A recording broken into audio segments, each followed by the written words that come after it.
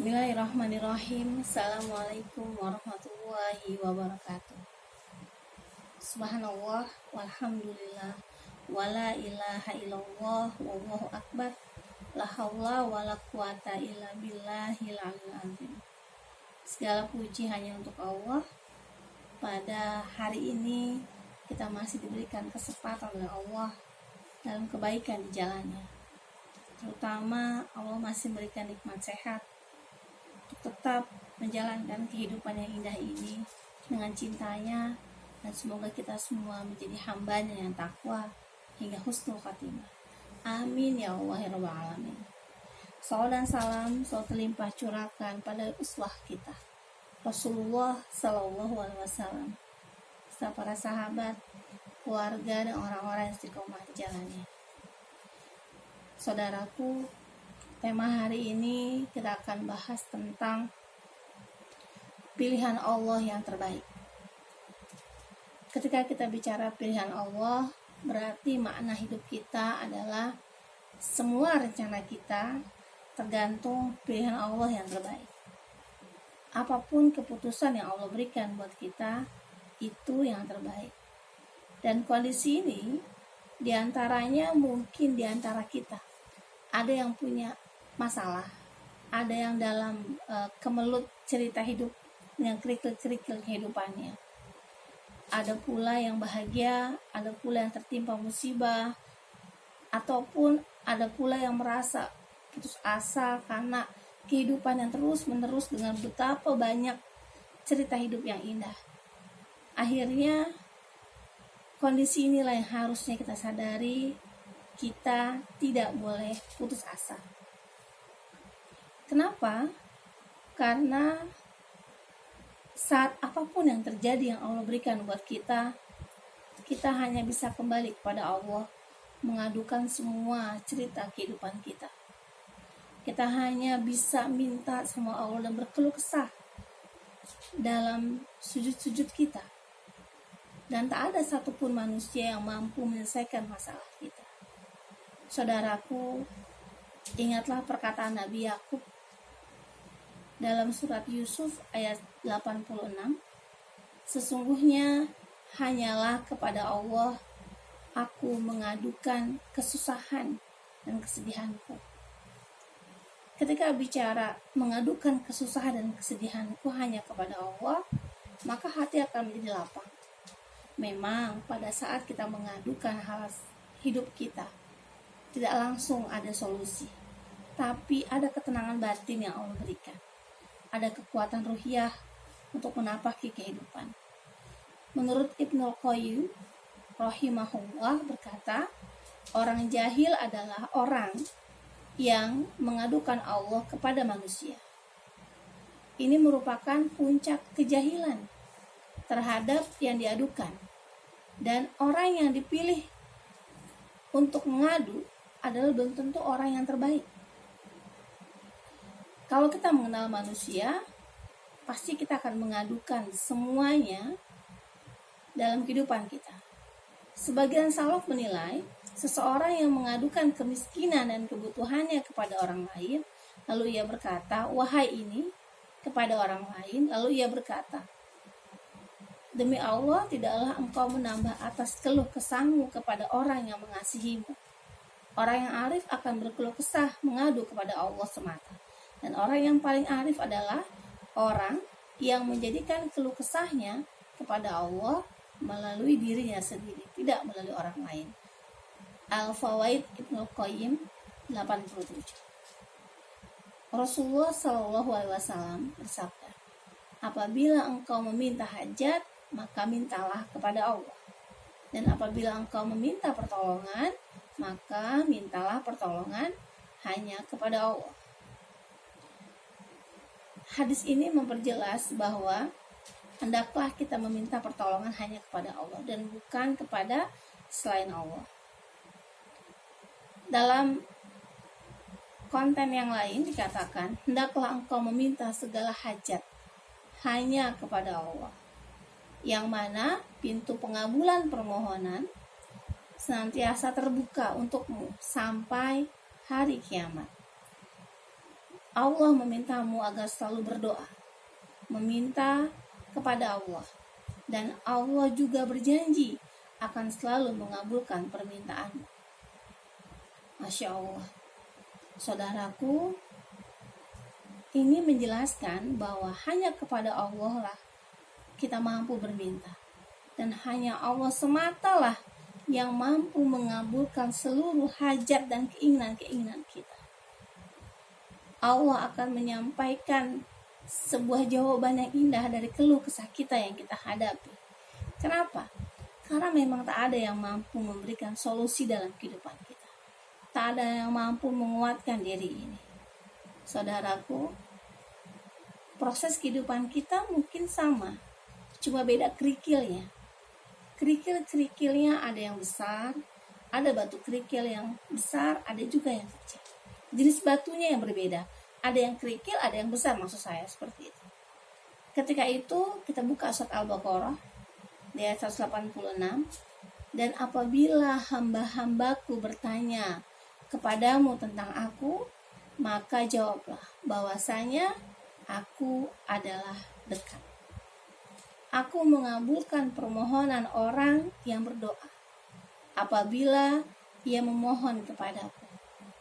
Maka hendaklah mereka itu memenuhi segala perintahku, dan hendaklah mereka beriman kepadaku, agar mereka selalu berdoa berada dalam kebenaran. Saudaraku, janji Allah tidak akan pernah ingkar. Dan kata Allah, ketika hambaku bertanya padaku, katakan aku dekat. Sebenarnya yang jauh adalah kita yang jauh dari Allah, kita yang menjauh, bukan Allah yang jauh dari kita. Ketika kita berjalan menghadap Allah, ketika kita berjalan merapat kepada Allah, maka Allah akan mencoba untuk berlari, memeluk hamba-hambanya yang takwa, memeluk keluhan-keluhan kisah kehidupan hambanya. Dan Allah senang dengan hambanya yang banyak bermohon.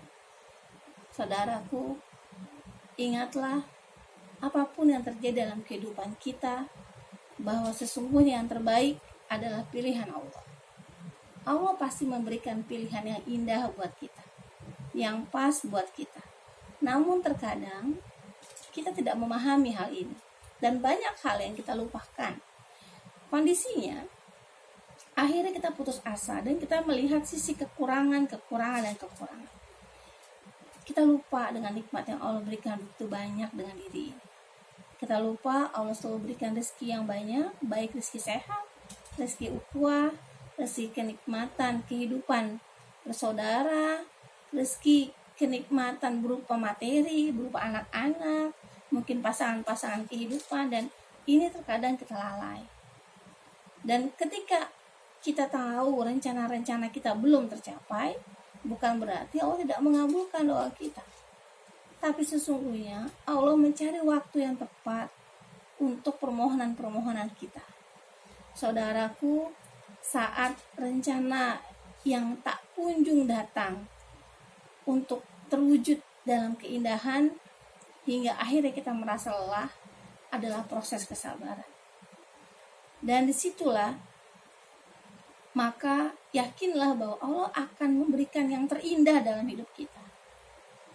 Dan ketika coretan takdir dalam diri ini tertulis di hadapan Allah Subhanahu wa Ta'ala dalam sebuah konsep kitab di sisinya, yaitu Lauh Mahfuz, maka sesungguhnya takdir ini, kehidupan kita, garisan diri ini telah terbentuk dan terwujud 50.000 tahun sebelum penciptaan langit dan bumi.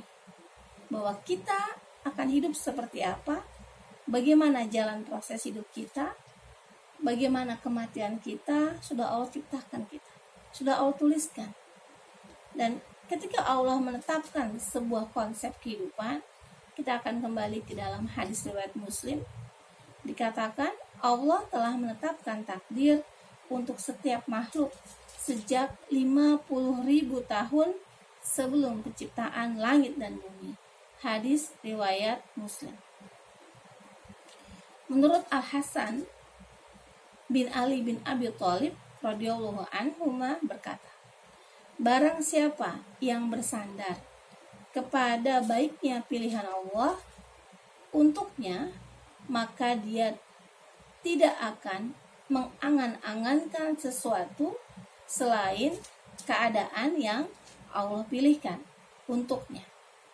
Inilah batasan sikap selalu ridho terhadap semua ketentuan takdir yang Allah berikan dalam semua keadaan yang Allah berlakukan bagi hambanya. Masya Allah. Bahwa ketika kita bersandar dengan apa yang Allah tetapkan buat hidup kita, maka insya Allah kita akan menjadi hamba-hambanya Allah yang ridho. Hambanya yang penuh dengan berpikir positif. Hambanya yang selalu yakin bahwa Allah akan memberikan solusi-solusi terindah dalam kehidupan kita. Jika kita merasakan berat dalam menghadapi kehidupan, di balik rencana-rencana yang akan Allah berikan buat kita, padahal rencana itu terbaik buat kita, maka akan muncul sifat putus asa. Kalau kita tidak menguatkan akidah kita dan ruh kita. Mengapa? Karena sesungguhnya rencana Allah yang tersimpan dalam kehidupan kita itu lebih baik dan lebih mulia. Rencana Allah sangat amat lebih detail dibanding kita yang hanya sebatas logika. Saudaraku, tetaplah menatap masa depan dan berpikir positif. Dan yakinlah, Allah akan beri yang terbaik walau prosesnya harus berputar-putar. Yakinlah dengan apa yang Allah pilihkan dalam kehidupan kita. Kenapa? Itu pasti yang terbaik di hadapan Allah buat kita dan anak-anak, buat kita dan keluarga, buat kita dan kehidupan. Karena sesungguhnya apa yang kita inginkan belum tentu yang terbaik.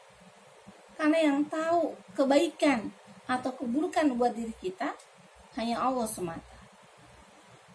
Tapi apa yang Allah pilihkan pasti merupakan kebaikan buat kita.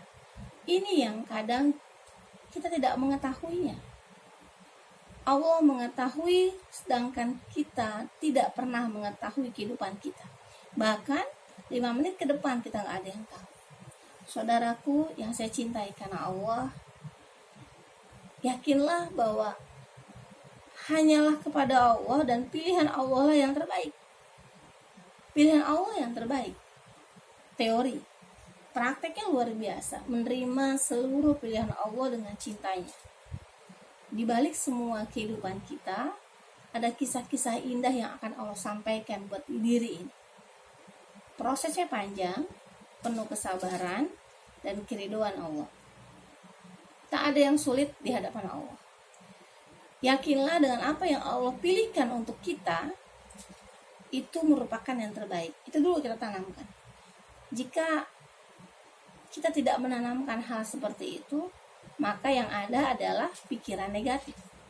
Yang ada adalah kita merasa tersiksa. Kita merasa tidak sanggup.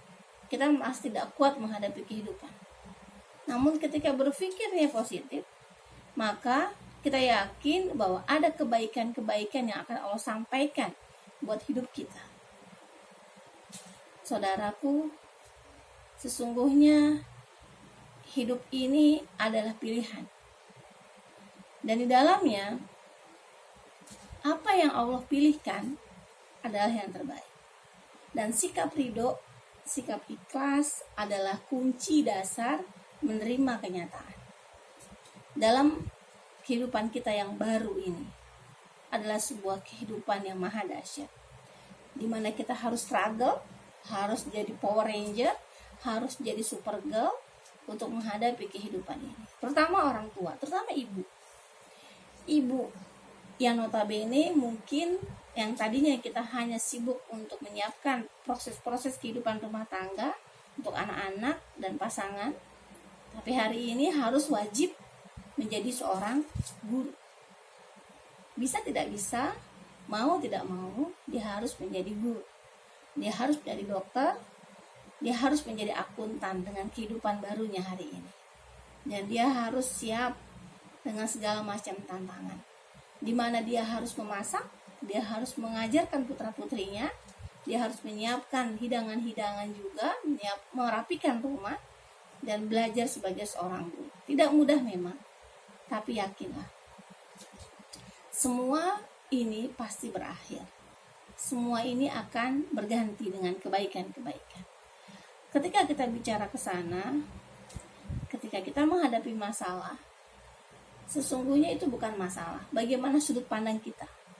Bagaimana kita menampaki dan meyakini bahwa ini cinta indah yang Allah berikan buat setiap hambanya. Cerita kehidupan baru dengan kehidupan yang tidak pernah sebelumnya terjadi. Saudaraku, berat rasanya ketika kita berpikir bahwa ini adalah jadi beban. Namun akan jadi mudah ketika kita berpikir mudah. Ingatlah bahwa kata Allah, aku sesuai dengan prasangka hamba-hambaku. Berprasangkalah positif, berprasangkalah bahwa kita mampu, berprasangkalah bahwa Allah selalu bersama hambanya yang takwa, berprasangkalah bahwa hidup ini tak selamanya sulit. Allah berjanji, fa inna ma'al usri yusra, inna ma'al usri yusra. Bersama kesulitan ada kemudahan. Dan ini menjadi motivasi terbaik. Dan ingat, jangan pernah ada kata penyesalan. Karena sesungguhnya penyesalan hanya akan menghancurkan jalur-jalur kehidupan kita. Hanya akan merobohkan kekuatan-kekuatan kita. Akan menghancurkan bangunan-bangunan keindahan kita.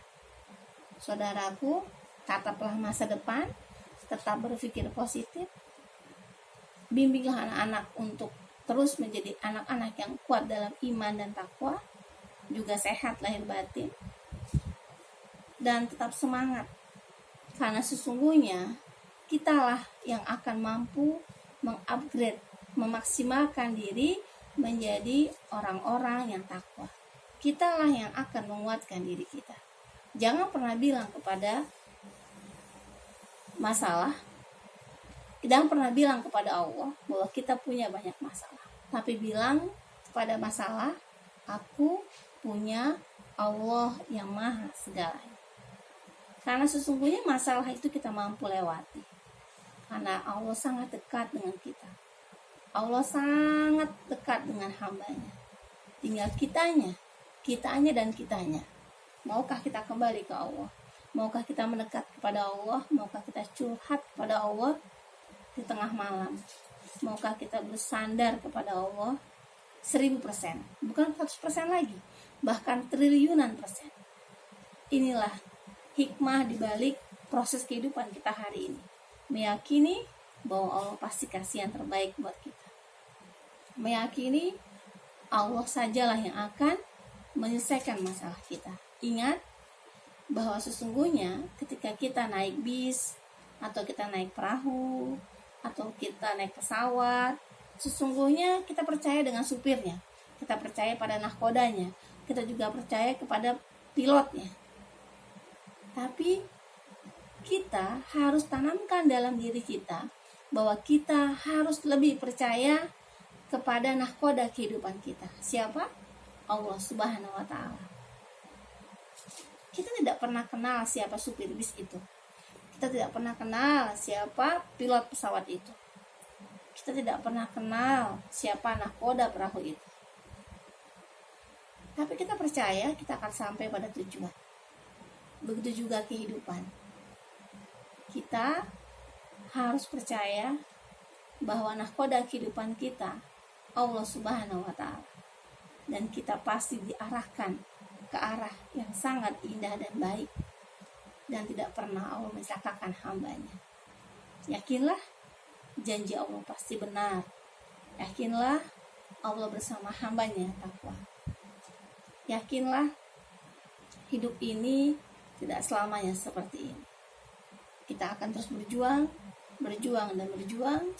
Kita akan terus bersama Allah di antara doa-doa kita dan sujud-sujud kita. Bahwa sesungguhnya pilihan Allah adalah yang terbaik dalam kehidupan kita. Tetap semangat, jalani kehidupan dengan cintanya Allah, keep positive thinking, dan kuatkan akidah kita, kuatkan takwa kita kepada Allah, agar kita terus menjadi hamba-hambanya yang takwa, yang dibanggakan di penduduk langit. Amin ya Allah ya Rabbal Alamin. Itu saja yang dapat saya sampaikan pada hari ini. Semoga terus kita dikuatkan oleh Allah menjadi hambanya yang takwa dan istiqomah hingga husnul khatimah. Assalamualaikum warahmatullahi wabarakatuh.